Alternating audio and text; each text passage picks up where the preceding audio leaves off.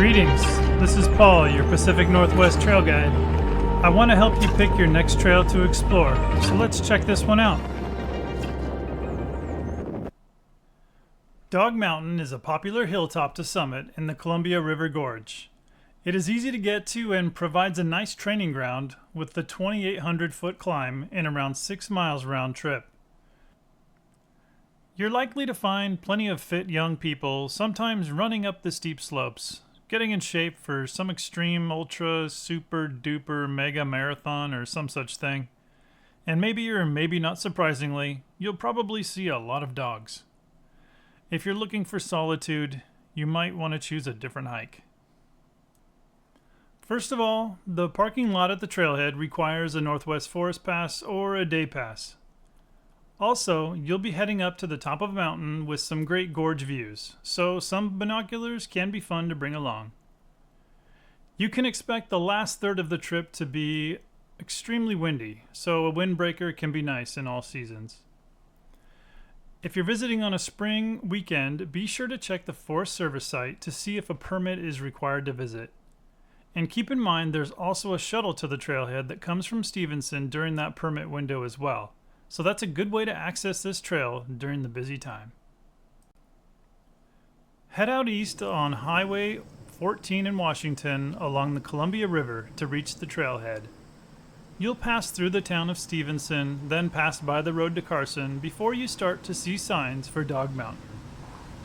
Soon after you pass Wind Mountain, you'll see the large parking lot for the Dog Mountain trailhead on the side of the road. You can't miss it. The Dog Mountain Trail starts off heading east from the parking area. Head on up the first hill and you'll soon pass by the toilets.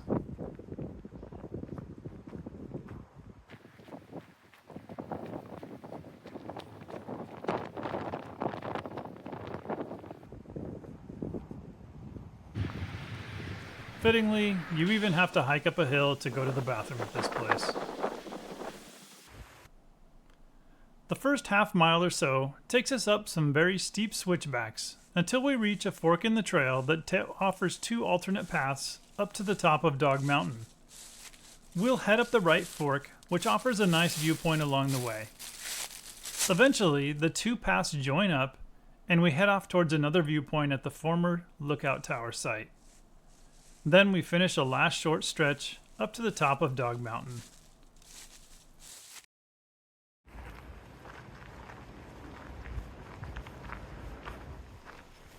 These first switchbacks you tackle after passing the restrooms are quite steep and give you a good idea of what to expect on this hike. It's not this steep the whole way, but if you find it daunting before getting to the fork, you'll know you might not be ready for this one.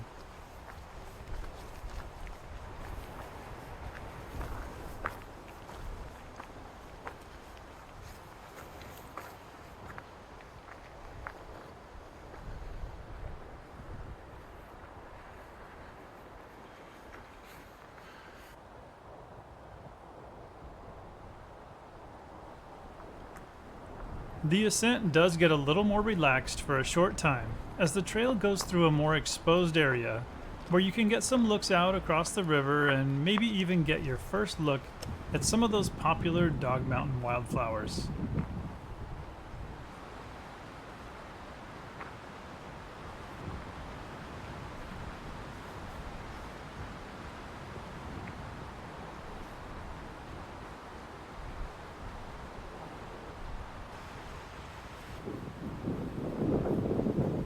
As the trail crests a rise, you approach the fork in the trail with a helpful sign letting you know you get to choose between a difficult or more difficult path.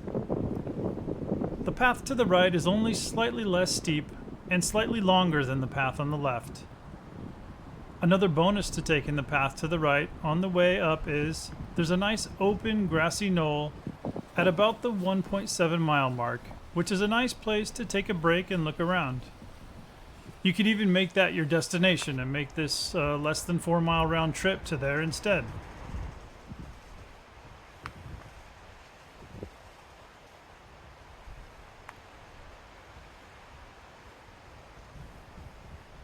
As we continue on our route, the trail begins to climb up the backside of this ridge, weaving back and forth to the northeast.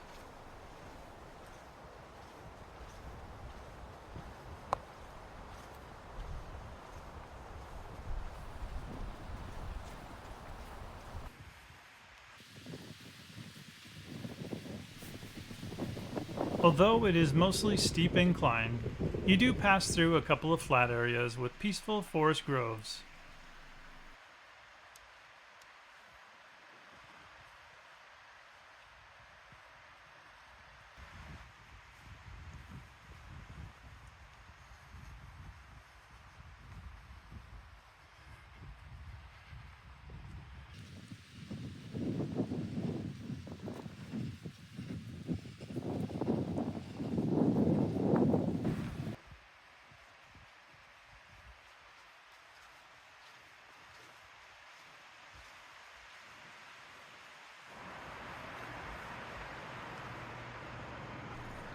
Back and forth you go through this relatively sheltered area until the trail turns back towards the river and you see the bright sky through the trees at the end of a long switchback.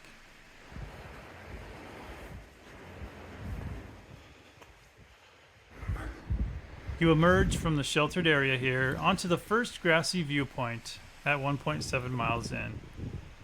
Mount Defiance looms high directly across the river, and you have a wide angle of view up and down the Columbia.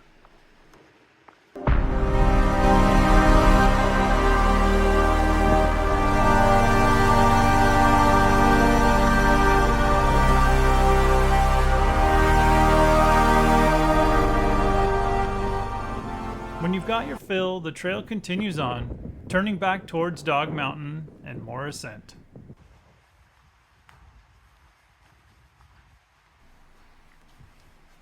This part of the trail heads up the side of a steep ridge, and while it is forested, still manages to be somewhat windy.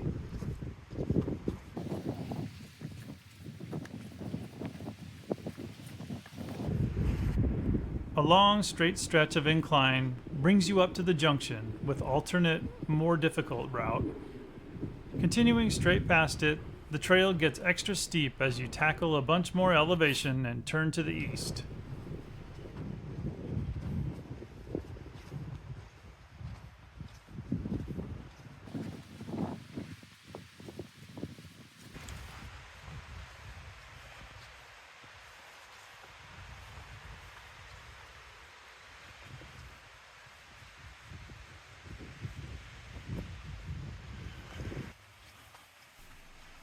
You start to enter a more exposed area as you follow the last stretch towards the former lookout site.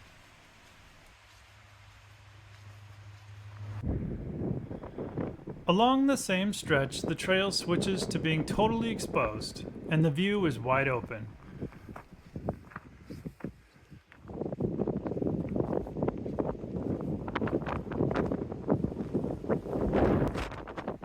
Soon you reach a junction where a lookout structure once stood. This incredibly windy spot is not the nicest place to hang out, however, so you'll likely want to continue on shortly. The trail forks here with a smaller, less used path that takes a longer route to the endpoint. Heading to the left of where we came on the trail going uphill takes us the more direct route up there.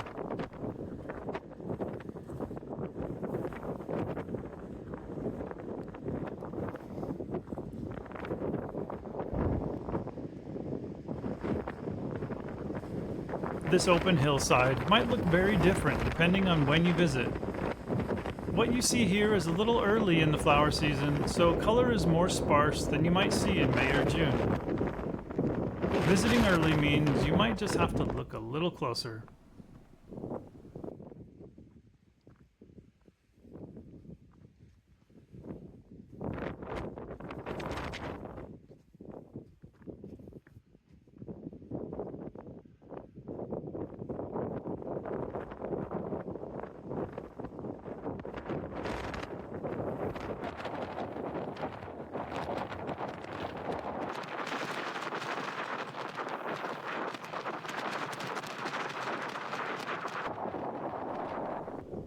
Once you reach this junction with the Osberger Trail, You're nearly there, less than 1,000 feet of trail to the top.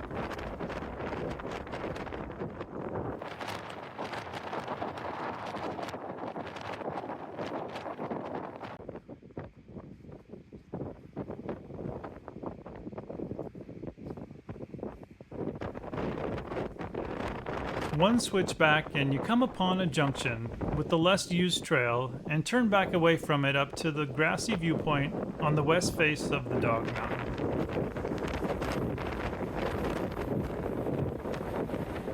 The trail continues on past the viewpoint just a short way to the technical top of the mountain, but it just dead ends at a creepy husk of wood with rocks piled on it.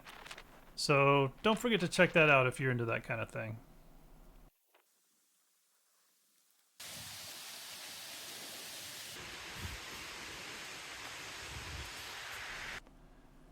Back at the summit meadow, you can hang out with the crowd and maybe see Mount Hood peeking out from behind Mount Defiance to the south.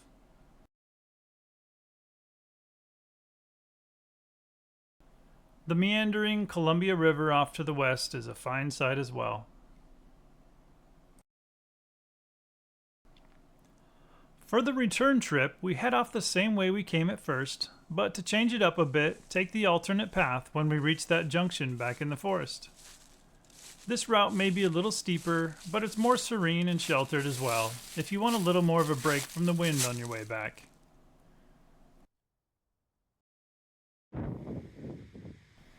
Leaving the crowd at the summit, we start heading back.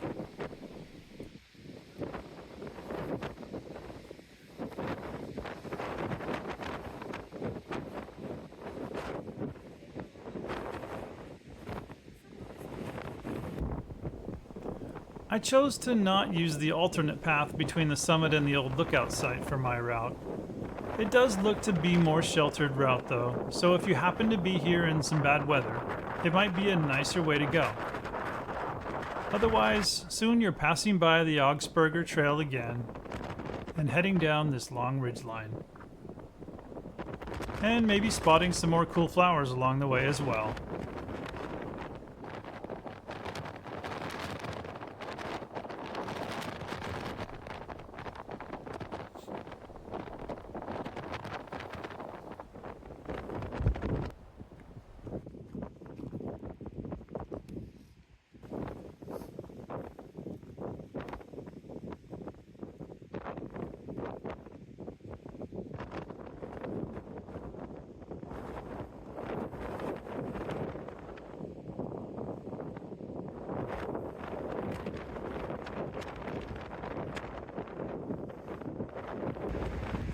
Leaving the exposed ridge behind, the trail dives back into the woods at a steep descent.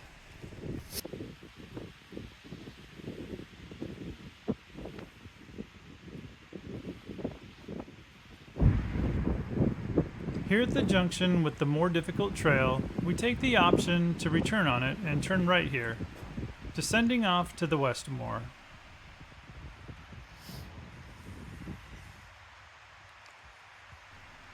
This older trail seems a little less busy, and if your knees don't mind the faster descent, it's a nice change-up.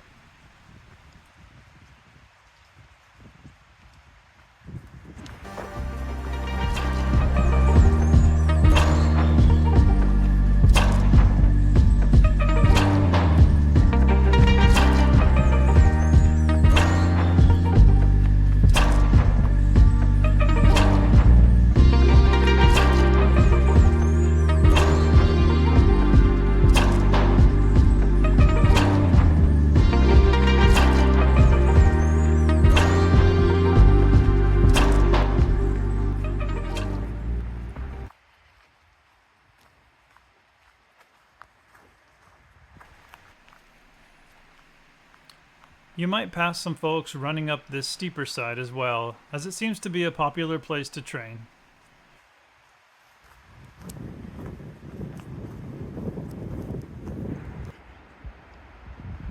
This side isn't all steep downhill, of course, and you can expect to pass through a couple short, flat sections like this one.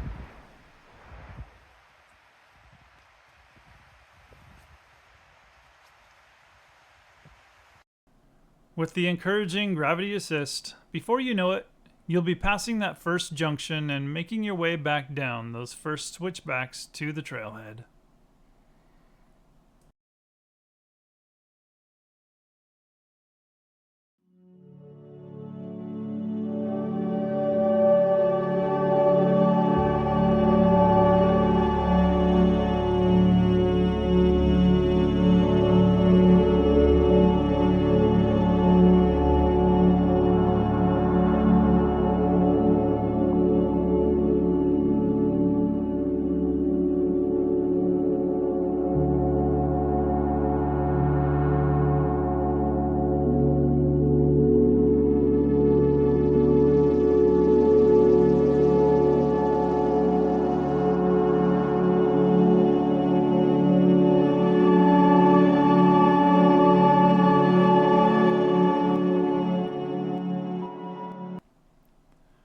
The terrain on this trail is really not rough at all, unless you consider just the steepness as part of that. It gets 2 rocks for terrain rating. 2 clouds out of 5 for elements, considering the wind and exposure on this hike.